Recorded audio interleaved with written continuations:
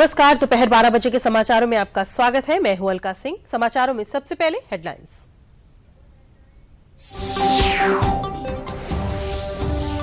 नई दिल्ली के भारतीय अंतर्राष्ट्रीय व्यापार मेले में मनाया गया उत्तर प्रदेश का अपना राज्य दिवस समारोह। मुख्यमंत्री योगी आदित्यनाथ ने कारीगरों और हस्तशिल्पियों से की मुलाकात।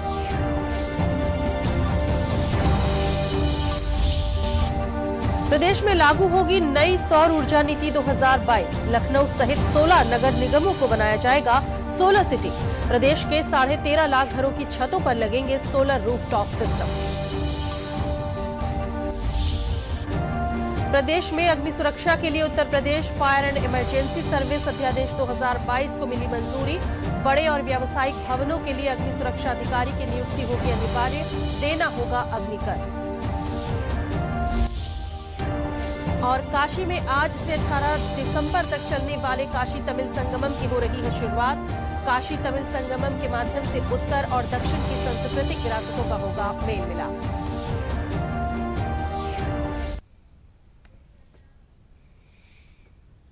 समाचार विस्तार से। मुख्यमंत्री योगी आदित्यनाथ नई दिल्ली के प्रगति मैदान पर चल रहे भारतीय अंतर्राष्ट्रीय व्यापार मेले में पहुंचे। वहां उन्होंने यूपी पवेलियन में लगे स्टॉलों का अवलोकन किया। मुख्यमंत्री ने कारीगरों, हस्तशिल्पियों से बात कर उनकी हौसला अफजाई भी की। उत्तर प्रदेश ने मेले में अपना राज्य दिवस समारोह भी मनाया।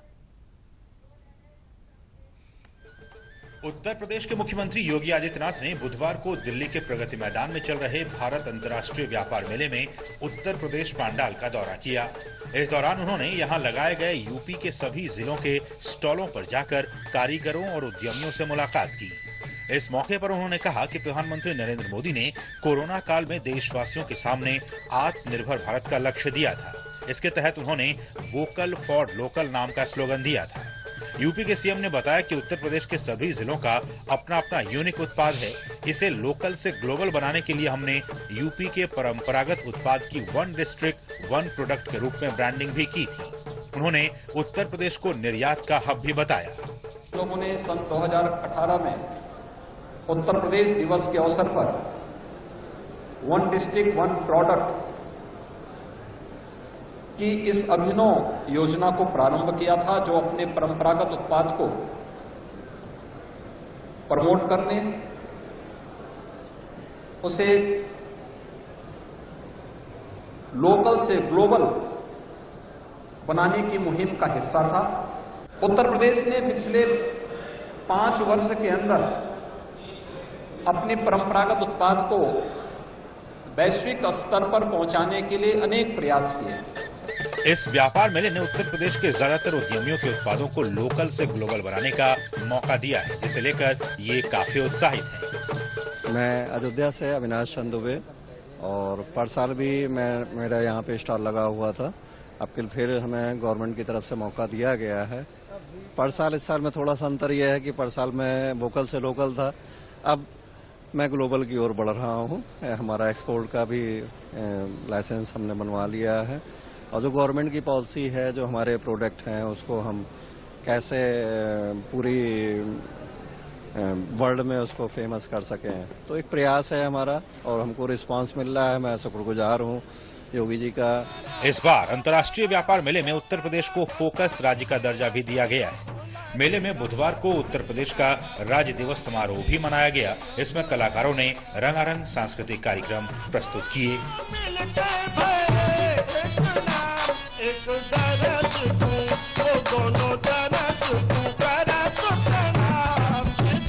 गिरीश रेशाना की रिपोर्ट, डीडी न्यूज, दिल्ली।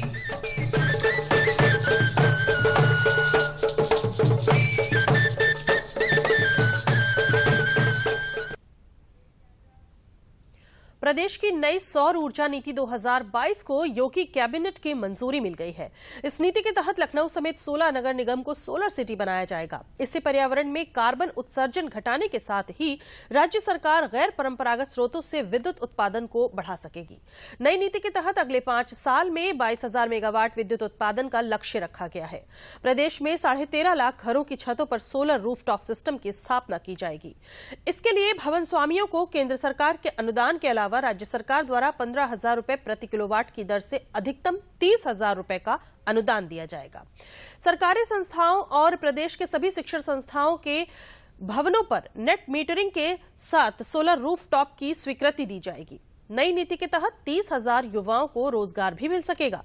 इन्हें सौर ऊर्जा संयंत्रण के रखरखाव के लिए प्रशिक्षण दिया जाएगा। साथ ही इनको सूर्य मित्रों के नाम से जाना जाएगा। सरकार ने नीति के तहत किसानों को निजी नलकूपों का सोलर ऊर्जीकरण करने के लिए प्रोत्साहन देने के साथ ही मुसहर, वनटांगिया और अनुसूचित जनजाति के कृषकों को 70% तक सब्सिडी देने का फैसला लिया है, जबकि अन्य किसानों को 60% तक सब्सिडी दी जाएगी। प्रदेश सरकार ने कैबिनेट बैठक के दौरान कल Uttar Pradesh fire and emergency service अध्यादेश 2022 को मंजूरी दे दी है। विधानसभा के शीतकालीन सत्र में इस संबंध में विधेयक लाया जाएगा। अध्यादेश में बड़े और व्यावसायिक भवनों के लिए अग्नि सुरक्षा अधिकारी की नियुक्ति अनिवार्य कर दी गई है। साथ ही अब ऐसे भवन स्वामियों को हाउस और वाटर टैक्स की तरह फायर टैक्स भी देना होगा। यह अध्यादेश केंद्र सरकार के model fire and emergency service bill 2019 को स्वीकार करते हुए तैयार किया गया है। अग्निकर से अग्निशमन विभाग के उन अधिकारियों और कर्मचारियों को मुआवजा दिया जा सकेगा जो राहत और बचाव कार्य के दौरान किसी दुर्घटना का शिकार होंगे। योगी सरकार धार्मिक पर्यटन को बढ़ावा देने के लिए प्रदेश में रामायण और महाभारत सर्किट विकसित करने जा रही है। रामायण सर्किट में अयोध्या, चित्रकूट और बिठूर समेत भगवान राम और माता सीता के जीवन काल से जुड़े धार्मिक स्थलों को शामिल किया जा रहा है। इसी तरह कृष्ण सर्किट में मथुरा, वृंदावन, गोकुल, गोवर्धन, बरसाना, नंदगांव, बलदेव जैसे भगवान कृष्ण की लीलाओं से जुड़े स्थलों को शामिल किया जाएगा। इसी तरह बुद्धिस्ट सर्किट में कपिलवस्तु, सारनाथ, कुशीनगर, कौशांबी, श्रावस्ती और रामग्राम सहित भगवान बुद्ध से जुड़े स्थल शामिल होंगे। प्रदेश में शक्तिपीठ सर्किट के भी निर्माण की परिकल्पना की गई है। इसमें विंध्यवासिनी देवी, अष्टभुजा देवी पाटन, नैमिषारण्य, मां ललिता देवी, मां ज्वाला देवी, मां शाकुंभरी देवी, शिवानी देवी और शीतला माता के मंदिरों और सिद्ध पीठों को शामिल किया गया है। महाभारत सर्किट में हस्तिनापुर, कांपिल्य, एछत्र, वरनावा, मथुरा, कौशांबी, गोंडा और लाक्षागृह जैसे स्थानों को शामिल करने के लिए चुना गया है। आध्यात्मिक स्थलों को भी सर्किट के रूप में प्रदेश सरकार की योजना है। इसमें गोरखपुर, बलरामपुर, मथुरा, संत रविदास स्थल, मां परमेश्वरी देवी, विधु आश्रम, बटेश्वर और हनुमान धाम को शामिल किया गया है। वाराणसी में आज से काशी तमिल संगमम की शुरुआत होगी। एक माह तक चलने वाले काशी तमिल संगमम के माध्यम से उत्तर और दक्षिण की संस्कृतियों का मेल मिलाप होगा। ये मेल मिलाप साधारण नहीं है, क्योंकि काशी में कांची तक की सदियों से एक परंपरा रही है। शिव से लेकर शिव तक सैकड़ों साल से तमिलनाडु के श्रद्धालु आकर बाबा भोलेनाथ के दर्शन करते हैं। काशी तमिल संगमम कार्यक्रम में भारतीय संस्कृति के प्राचीन विभिन्न पहलुओं पर विशेषज्ञों, विद्वानों के बीच अकादमी, आदान प्रदान, सेमिनार, चर्चा आदि आयोजित किए जाएंगे, जहां दोनों के बीच संबंधों और साझा मूल्यों को आगे लाने पर ध्यान केंद्रित किया जाएगा।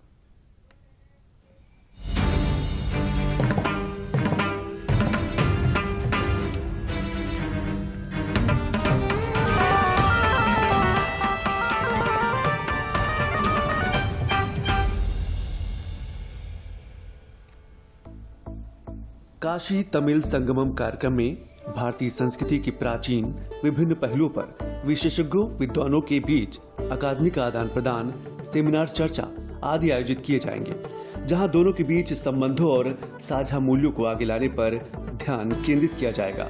इसका व्यापक उद्देश्य ज्ञान और संस्कृति की हिंदू परंपराओं को करीब लाना, हमारी साझा विरासत की एक समझ विकसित करना और इस क्षेत्र में लोगों के बीच पारस्परिक संबंधों को मजबूत करना है। तमिलनाडु का और काशी का जो हजारों सालों से जो संबंध है, इस संबंध को समझना, सुदृढ़ करना और ये दोनों के जनजीवन में और साहित्य में, वांग्मय में जो समान भाव है, उसको समझना और नजदीक आना, ये इसका उद्देश्य है। तमिलनाडु से आए समूह काशी की ऐतिहासिक महत्ता को समझेंगे। तमिलनाडु की विभिन्न सांस्कृतिक टोली काशी में अपना सांस्कृतिक कार्यक्रम आयोजित करेगी। इसके साथ ही छोटे व्यवसायी काशी में अपने व्यापारिक गतिविधियों को आगे ले जाएंगे। एक भारत श्रेष्ठ भारत की समग्र रूपरेखा के साथ आयोजित होने वाले प्राचीन भारत और समकालीन पीढ़ी के बीच एक सेतु का निर्माण करेगा। एक दृष्टि से यह बहुत भाषाओं का एक संगम है, विशेषतः काशी, तमिलनाडु और काशी का संगम है। काशी समागम ज्ञान, संस्कृत और विरासत के हिंदू प्राचीन केंद्रों के बीच की कड़ी को फिर से जोड़ेगा। काशी तमिल संगमम अभियान के विभिन्न पहलुओं, साहित्य, प्राचीन ग्रंथों, दर्शन, आध्यात्मिकता, संगीत, नृत्य, नाटक, योग, आयुर्वेद, हथकरघा, हस्तशिल्प के साथ साथ आधुनिक नवाचार, व्यापारिक आदान प्रदान, एकजुट एवं अगली पीढ़ी की अन्य प्रौद्योगिकी जैसे विषयों पर भी केंद्रित होगा। तमिल अभ्यागतों के लिए काशी तैयार है काशी और मागल्ला, दो संस्कृतियों के संगम के लिए तैयारियां जोरों पर हैं। आने वाले 1 महीने तक लगातार काशी में फिर से एक बार ज्ञान की बात होगी, विज्ञान की बात होगी, नवाचार के नए क्षेत्रों पर शोध होगा और कहीं मध्यम पड़ चुकी उस पुरातन संस्कृति को फिर से काशी की धरती पर उकेरा जाएगा, जिससे आने वाली पीढ़ी ये जान सके कि हमारी पुरातन संस्कृति क्या रही है। अविनाश के साथ आशुतोष शुक्ला, डीडी न्यूज, वाराणसी।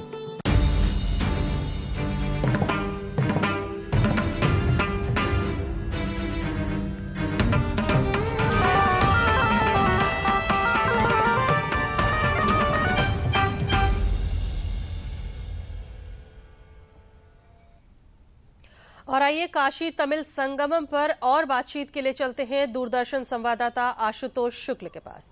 जी आशुतोष, उत्तर प्रदेश और तमिलनाडु के बीच पुरातन संस्कृति परंपरा का मेल रहा है। जानना चाहेंगे आपसे कि काशी तमिल संगमम के आयोजन से इस दिशा में क्या कुछ नया होने जा रहा है। देखिए अलका, अगर हम बात करें पौराणिक रूप से तो काशी से लेकर कावेरी तक और रामेश्वरम से लेकर के विश्वेश्वरनाथ तक एक अति प्राचीन परंपरा रही है। और यह परंपरा साझी सांस्कृतिक विरासत, ये धार्मिक कार्य वो तब भी यहाँ पर अनुष्ठान हुआ करते थे जब चलने के साधन नहीं थे, रेलगाड़ियाँ नहीं थी, सड़क मार्ग नहीं थे, वायुयान नहीं था। बावजूद इसके लोग पैदल आते थे काशी, और काशी से रामेश्वरम भी लोग जाया करते थे। ये सांस्कृतिक संबंध अत्यंत प्रगाढ़ थे, जिसी कारण अगर हम कहें तो भारत एकीकृत भारत के रूप में दिखाई देता था। और यही कारण है कि जब हम बहुभाषी, बहुधर्मी, मतांतर के लोग जो है जब जुड़ते हैं तो उसके बीच में कोई न कोई ऐसा स्रोत होता है, कोई न कोई ऐसे तार होते हैं जो आपस में जोड़े रखते हैं। आपको उदाहरण के रूप में हम अगर बताएं तो ये पौराणिक रूप से परंपरा रही है कि रामेश्वरम का व्यक्ति, तमिलनाडु का व्यक्ति, साउथ इंडिया का व्यक्ति वहाँ से रामेश्वरम की मिट्टी लेकर के काशी आता है। काशी के गंगा घाट के किनारे यहाँ पर भगवान शंकर के शिवलिंग बना करके उसकी पूजा अर्चना की जाती है, और उस पूजा अर्चना के उपरांत उन्हें गंगा में प्रवाहित किया जाता है और गंगा जल ले जाकर के रामेश्वरम को चढ़ाया जाता है। यह केवल सांस्कृतिक रूप से और धार्मिक रूप से अनुष्ठान नहीं था, यह प्रतीक था भारत के उस एकीकरण का, जिस एकीकरण को लेकर के कभी आदि शंकराचार्य ने दक्षिण भारत से लेकर के और जम्मू कश्मीर तक की अपनी यात्रा की और तमाम ऐसे सनातन धर्म के स्थान स्थापित किए, जिससे सदैव जो है ये परंपरा के रूप में चलती रहे। वर्तमान समय में जब हमारी नई पीढ़ी आ रही है, अपनी परंपराओं और अपने तमाम सारे पौराणिक रूप से मान्यताओं को, सांस्कृतिक साझा विरासतों को किस तरह से कहीं न कहीं तमिल संगम, काशी तमिल संगमम एक सेतु के रूप में कार्य करने वाला है। तमिलनाडु से के सभी लगभग जिलों से कई दर्जन जो है यहाँ पर ऐसे ग्रुप आएंगे जो यहाँ पर ज्ञान और विज्ञान, तकनीक पर बात करेंगे, अतीत के तमाम सारे पौराणिक व्याख्यानों की बात करेंगे, और जबकि नवाचार पर जो है तमाम सारे जो है शोध होंगे। आगे किस तरह से धर्म और आधुनिकता को दोनों को अपना करके चला जाए, किस तरह से दुनिया को ये संदेश दिया जाए कि वह विश्व बंधुत्व के साथ रह सके, जिसकी आज सबसे अधिक आवश्यकता महसूस की जा रही है। निश्चित रूप से 1 महीने तक चलने वाला यह काशी में आयोजन यह दुनिया को भी एक संदेश दे करके जाएगा, और देश के एकीकरण में एक राष्ट्र और श्रेष्ठ भारत की जो परिकल्पना है, उस कल्पना को कहीं न कहीं पूरा करने में सहायक होगा। अलका।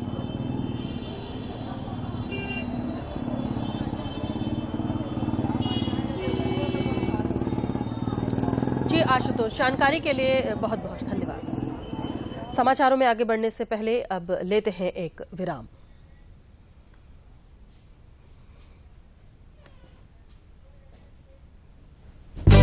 हमारा डेजर्ट आ गया पर हमारी चैंपियन नहीं आई अब तक। बिल भरने के पहले तो आएगी ना। सो गर्ल्स, क्या हो रहा है? बिल हो रहा है। चल अपना कार्ड दे। पिन दे।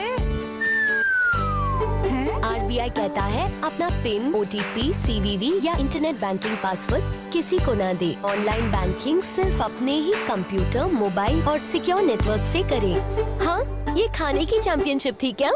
RBI कहता है जानकार बनिए, सतर्क रहिए। मथुरा के वृंदावन में विश्व प्रसिद्ध ठाकुर श्री बांके बिहारी मंदिर में भीड़ के दबाव के कारण हुए हाल के हादसों को रोकने के लिए प्रशासन ने कई कदम उठाए हैं। इसके तहत मंदिर प्रबंधन ने ठाकुर श्री बांके बिहारी के दर्शन का समय भी बढ़ाए जाने का निर्णय लिया है। मंदिर के प्रशासक सिविल जज जूनियर डिवीजन कोमल शुक्ला ने मंदिर के दर्शन के समय में बढ़ोतरी करने के आदेश जारी कर दिए हैं। इसके अनुसार अब ठाकुर श्री बांके बिहारी जी सुबह और शाम 5.5 घंटे भक्तों को दर्शन देंगे। मंदिर के पट पहले 8 घंटे 15 मिनट खुलते थे। ठाकुर श्री बांके बिहारी मंदिर के दर्शन के समय में बढ़ोतरी करते हुए शरद ऋतु में सुबह 7:30 बजे से दोपहर 1 बजे तक और शाम 4 बजे से 9:30 बजे तक मंदिर खोले जाने के आदेश दिए गए हैं, जबकि ग्रीष्म काल में मंदिर खुलने का समय सुबह 7 बजे से दोपहर 12:30 बजे तक और शाम 5 बजे से रात्रि 10:30 बजे तक निर्धारित किया गया है। श्री कृष्ण जन्माष्टमी पर मंगला आरती के दौरान बांके बिहारी मंदिर में भीड़ के दबाव के कारण 2 श्रद्धालुओं की मृत्यु हो गई थी और कई घायल हुए थे। बाद में भी कई बार सप्ताहांत में श्रद्धालुओं में भीड़ के कारण हाल ही में श्रद्धालुओं के बेहोश होने की घटनाएं सामने आई थी, जिसके बाद वृंदावन शोध संस्थान में नगरवासियों के साथ बैठक आयोजित की गई थी। बैठक में मुख्य रूप से बांके बिहारी मंदिर और आसपास के क्षेत्र में भीड़ को नियंत्रित करना और मंदिर प्रबंधन तथा जिला प्रशासन द्वारा श्रद्धालुओं की सुरक्षा और सुविधा की व्यवस्था के लिए सुझाव मांगे गए थे। बैठक में ठाकुर श्री बांके बिहारी मंदिर समेत विभिन्न मंदिरों के सेवायत, प्रतिनिधि, स्वयंसेवी संस्थाओं के पदाधिकारी, व्यापारी एवं गणमान्य नागरिकों ने सहभागिता की। नई व्यवस्था के तहत मथुरा और वृंदावन शहर में रजिस्टर्ड ई-रिक्शा का ही संचालन होगा, जिन पर स्टिकर और रेट लिस्ट चस्पा की जाएगी। इसका पालन न करने वाले ई-रिक्शा चालकों के खिलाफ कार्रवाई भी की जाएगी।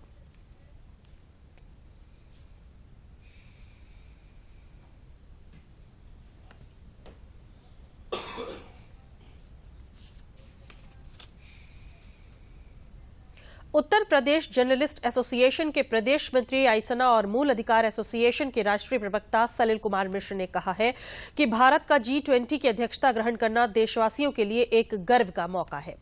उन्होंने प्रधानमंत्री नरेंद्र मोदी की प्रशंसा करते हुए कहा कि प्रधानमंत्री ने भारत के विश्व गुरु होने की भूमिका को विश्व पटल पर साकार करके दिखाया है और वे लगातार इस दिशा में काम कर रहे हैं। सलिल मिश्र ने कहा कि प्रधानमंत्री की अध्यक्षता में G20 विकसित, विकासशील और पिछड़े देशों के लिए एक समान नीति लागू करके विश्व को विकास के पथ पर अग्रसरित करने के लिए काम करेगा।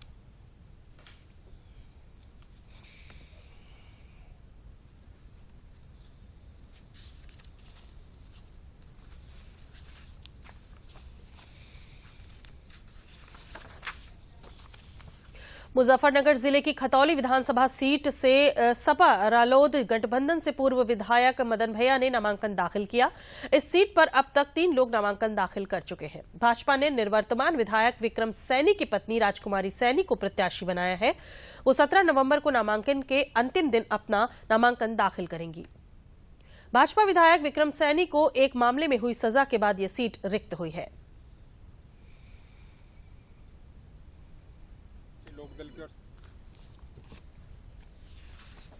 दलितों के, अल्पसंख्यकों के यही मुद्दे हैं। बाहरी का कोई परेशानी नहीं है। बाहरी सवाल मुख्य मुद्दों से ध्यान हटाने के लिए कुछ लोग कहते हैं। कानपुर देहात में युवाओं को कंप्यूटर प्रशिक्षण और डिजिटल साक्षरता के क्षेत्र में आत्मनिर्भर बनाने के उद्देश्य से आईजी प्रशांत कुमार ने कंप्यूटर ऑन व्हील लैब बस का लोकार्पण किया। इस लैब बस में 8 लैपटॉप लगाए गए हैं, जो गांव-गांव जाकर बच्चों को निःशुल्क कंप्यूटर की जानकारी देंगे।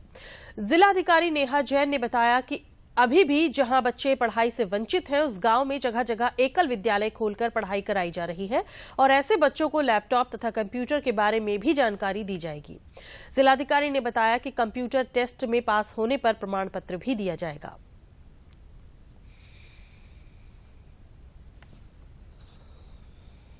जनपद कानपुर देहात जो है वो मूलतः एक इंडस्ट्रियल डिस्ट्रिक्ट है और जो हमारी इंडस्ट्रीज़ हैं वो काफ़ी आगे बढ़ चढ़कर CSR में कंट्रीब्यूट करते हैं।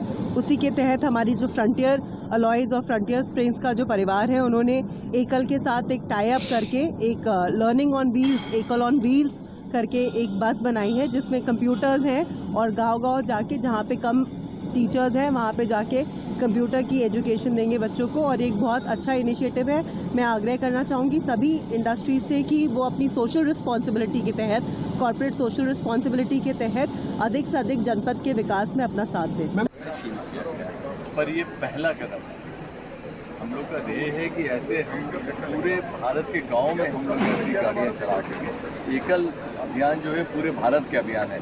हम लोग बुंदेलखंड प्रभाग के हैं, हम लोग कानपुर चैप्टर देखते हैं। तो हमारे एंजल में पूरा बुंदेलखंड प्रभाग है जिसके लिए पहली गाड़ी आई है। ये कानपुर देहात के लिए आई है। कानपुर देहात में हमारे पास करीब 400 स्कूल हैं। उन 400 स्कूल में बारी बारी से ये पहले एक एरिया वाइज करेंगे। एक एरिया में करीब हम लोग हमारे पास एक संच में 30 स्कूल होते हैं, तो हमारे यहाँ पे करीब 60 स्कूल को ये कैटर करेगी। सोनभद्र में जिला प्रशासन ने डिस्ट्रिक्ट मिनरल फंड के सहयोग से किसानों की आय दोगुनी करने के लिए ड्रैगन फ्रूट की खेती की शुरुआत की है। ड्रैगन फ्रूट की खेती कम पानी और कम उर्वरा शक्ति वाली जमीनों में भी आसानी से की जा सकती है। ये खेती कम लागत है और इसके फलों की बिक्री महंगी होने के कारण किसानों के लिए काफी लाभकारी है। जिलाधिकारी चंद्र विजय सिंह ने कहा कि इसके लिए जिला प्रशासन किसानों का पूरी तरह से सहयोग कर रहा है। किसानों का मानना है कि इसके उत्पाद की कीमत बहुत कम है और एक एकड़ में करीब 6 लाख रुपए की बचत है, जो कि अन्य फसलों से काफी बेहतर है।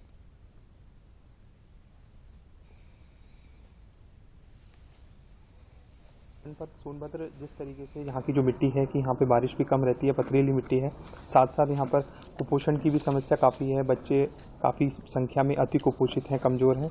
तो इसको देखते हुए क्योंकि ड्रैगन फ्रूट है वो काफ़ी न्यूट्रिशियस रहता है और काफ़ी महंगा भी होता है, तो यहाँ के जितने भी किसान हैं अगर वो इस चीज़ की खेती करते हैं तो आर्थिक रूप से भी काफ़ी मजबूत हो सकते हैं। धान और गेहूं में 2-3 चीज़ों की समस्या है। पहले प्रोडक्शन के बाद मार्केटिंग बड़ी समस्या होती है।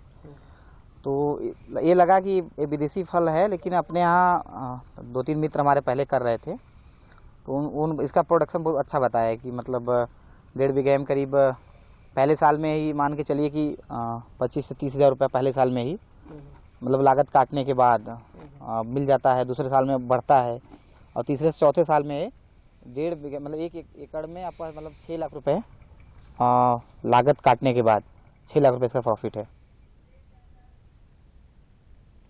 युवाओं को स्वरोजगार और स्वावलंबन देने के लिए केंद्र सरकार द्वारा प्रधानमंत्री मुद्रा योजना कार्यक्रम चलाया जा रहा है। इस योजना का उद्घाटन युवाओं को तत्काल रोजगार देकर उन्हें सामाजिक और आर्थिक रूप से मजबूती प्रदान करना है। आजमगढ़ जिले के स्टेट बैंक ऑफ इंडिया के मुख्य शाखा प्रबंधक राहुल श्रीवास्तव ने बताया कि 10 लाख तक का ऋण बहुत ही न्यूनतम शर्तों पर प्राथमिकता के आधार पर 2 से 3 दिनों में फाइल कंप्लीट करके प्रदान कर दिया जाता है। इसके लिए हमारे सभी शाखाओं द्वारा बेरोजगार युवाओं को संपर्क कर मुद्रा ऋण के बारे में बताया जाता है। इस चालू वित्तीय वर्ष में 7.5 करोड़ रुपए का ऋण स्वरोजगार के लिए दिया जा चुका है। मुद्रा लोन प्राप्त कर चुके युवकों ने बताया कि हमें बड़ी ही आसानी से मुद्रा लोन बैंक से मिल गए और हमने स्वयं का रोजगार अपनाकर आत्मनिर्भरता की ओर हम बढ़ रहे हैं। गठित की गई है, योजना चालू की गई है जिसके अंतर्गत 10 लाख रुपए तक का ऋण बहुत ही न्यूनतम शर्तों के साथ में हम ग्राहकों को प्रदान करते हैं। 10 लाख रुपए तक कोई कोलेक्ट्रल सिक्योरिटी की जरूरत नहीं है।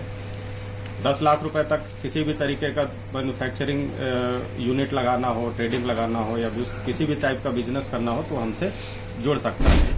हम लोग भी इसको प्राथमिकता के साथ करते हैं। इसका टैट हम लोग लगभग 2 से 3 दिन में फाइल को प्रोसेस करने का प्रयास करते हैं और इस वित्त वर्ष में अभी तक जो समय बीता है उसमें हम लोगों ने लगभग 120 के आसपास फाइल कर ली है, जिसमें अमाउंट 7.5 करोड़ के आसपास का है।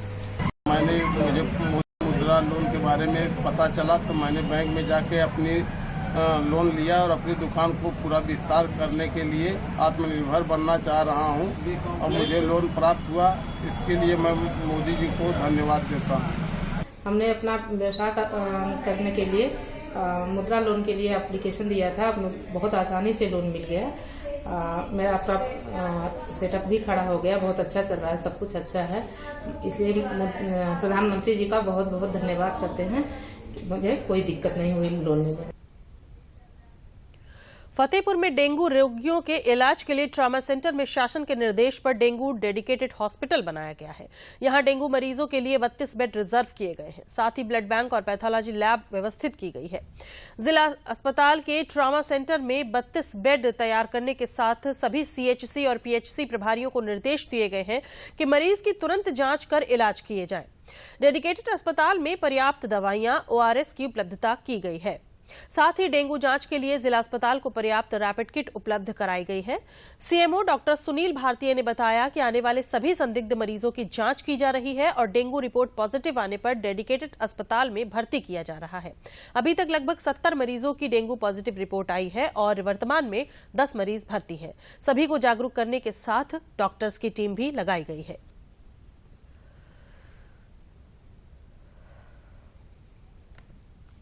डेंगू डेडिकेटेड वार्ड बनाया है जिला अस्पताल में, जो 32 बेड का है, जिसमें आज की डेट में 9 मरीज भर्ती हैं। कल 12 केस भर्ती थे, उसमें 3 केसेस कल डिस्चार्ज हो गए थे। कल कोई भर्ती नहीं हुआ था नया केस, और आज की डेट में 9 केसेस वहाँ भर्ती हैं और हमारे यहाँ 23 बेड वहाँ अभी खाली हैं।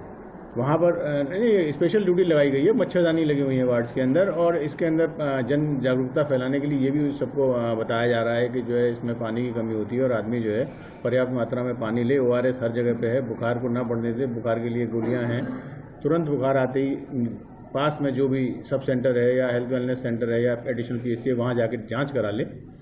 तो इस तरीके से पर्याप्त व्यवस्था हर स्तर पर की गई है। जांच के लिए डेंगू के जो रैपिड एंटीजन टेस्ट होता है, एक किट होती है, उसका सब सेंटर लेवल तक वो मौजूद है। आज की डेट में हर PHC CHC पर मौजूद है। जिला अस्पताल में भी हमने उपलब्ध करा दिया है। कभी भी आदमी किसी भी टाइम जाके इलाज करा सकता, कभी वो टेस्ट करा सकता। आगामी होने वाले उपचुनाव, निकाय चुनाव सहित कांग्रेस की भारत जोड़ो यात्रा को लेकर बातचीत में बाराबंकी में राज्य मंत्री सतीश चंद्र शर्मा ने कहा कि निकाय और उपचुनावों में भाजपा भारी जीत हासिल करेगी। वहीं उन्होंने कांग्रेस की भारत जोड़ो यात्रा पर भी तंज कसा। उन्होंने कहा कि देश को पाकिस्तान और बांग्लादेश के रूप में बांटने का काम कांग्रेस ने ही किया था। कांग्रेस पार्टी ने जाति और धर्म के नाम पर लोगों को सिर्फ तोड़ने का काम किया है। बाराबंकी के रामसनेही घाट क्षेत्र में करवाए गए सड़कों, पानी की टंकी, प्रधानमंत्री और मुख्यमंत्री आवास योजना के लाभार्थियों को स्वीकृति पत्र वितरित करने के बाद सड़कों और पानी की बन रही टंकियों के शिलान्यास कार्यक्रम में राज्य मंत्री बतौर मुख्य अतिथि थे। प्रधानमंत्री आवास का स्वीकृति पत्र का वितरण रामसनेही घाट नगर पंचायत के अंतर्गत हुआ है। साथ ही दरियाबाद विधानसभा के अंदर सड़कों, पुलों और पानी की टंकियों का भी शिलान्यास और लोकार्पण यहाँ कार्य संपन्न हुए हैं। और हम सब को पूरा विश्वास है आदरणीय नरेंद्र मोदी जी और आदरणीय मुख्यमंत्री योगी आदित्यनाथ जी के नेतृत्व में दरियाबाद विधानसभा और जनपद बाराबंकी सहित संपूर्ण उत्तर प्रदेश विकास के पथ पर निरंतर ऐसे ही अग्रसर रहेगा। और जो गाँव, गरीब, नौजवान, किसानों और महिलाओं और कमजोर लोगों को बिना जात, पथ, मत, मजहब से ऊपर उठकर हम सरकारी योजना का लाभ सबको दिलाने का काम करेंगे। अंत में प्रमुख समाचार एक बार फिर।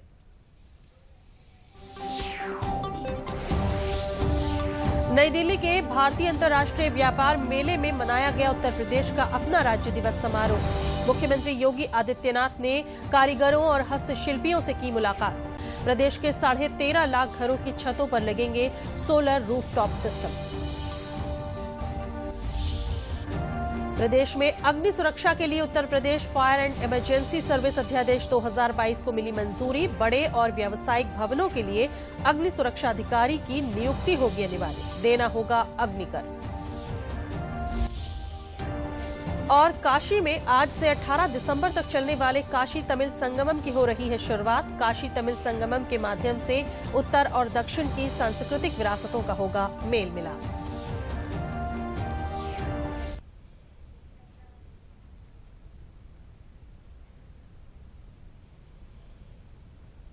इसी के साथ समाचार समाप्त हुए। नमस्कार।